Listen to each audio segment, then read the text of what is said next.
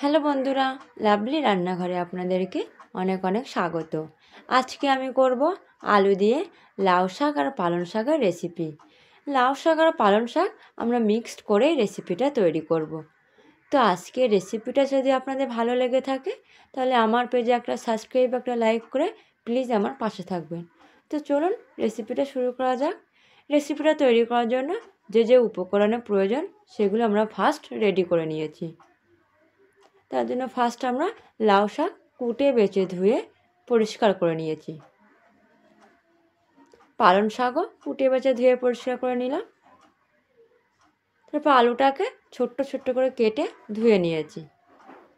পেঁয়াজ লঙ্কা কেটে নিয়েছি, আদা রসুন বেটে নিয়েছি। তারপর একটা কড়াইয়ের মধ্যে তেল নিলাম। তেলটা গরম হয়ে যাওয়ার পর এর মধ্যে আমরা দিয়ে দেব পেঁয়াজ কুচি, লঙ্কা যেগুলো আমরা কুটে রেখেছিলাম।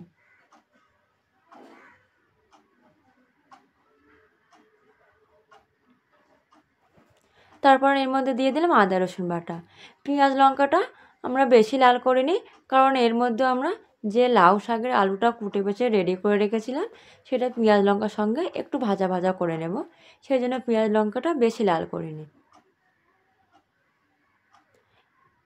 আলুটা নাড়িয়ে চাড়িয়ে 2-3 মিনিট ভাজা ভাজা করে নেওয়ার পর এর মধ্যে আমরা দিয়ে দিলাম লবণ। তার মধ্যে দিয়ে দিলাম 1 চামচ হলুদ গুঁড়া, 1 চামচ জিরে গুঁড়া। এগুলো নাড়িয়ে চাড়িয়ে এরপর এর মধ্যে আমরা দিয়ে দেব 1 কাপ পরিমাণ জল, কারণ মশলাগুলো কষানোর জন্য। জলটা ফুটে ওঠার পর এর মধ্যে আমরা দিয়ে দিলাম যে লাউ শাকটা আমরা কুটে বেছে রেডি করে রেখেছিলাম।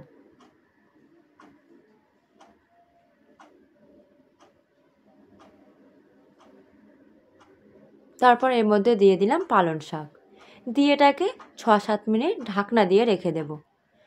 6-7 মিনিট পর দেখো আমাদের রেসিপিটা কত সুন্দরভাবে রেডি হচ্ছে। ঢাকনা দিয়ে রাখলে সব লাউ শাক, পালং শাক, আলু যেগুলো আমরা দিয়েছি তাড়াতাড়ি জিনিসগুলো গলে যাবে। 6-7 মিনিট পর দেখো আমাদের আলুটা গলে গেছে। এতে কোনো এক্সট্রা জল দেব না। লাউ শাক, পালং শাক থেকে যে জল বার হয়েছে এই জলটা মরে গেলেই আমাদের রেসিপিটা রেডি হয়ে যাবে। দেখো 4-5 মিনিট পর আমাদের জলটা প্রায় মরে গেছে। এবার আমরা 3-4 মিনিট ধরে এপিট ওপিট করে ভাজা ভাজা করে নেব, যাতে যা জল গায়ে আছে সেগুলো মরে যাবে।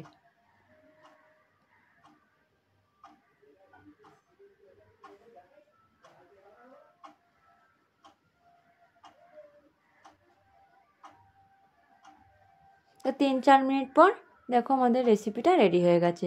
আপনারা কিন্তু এইভাবে ট্রাই করতে পারেন। ট্রাই করে আমাকে কমেন্ট করবে কেমন হয়েছে।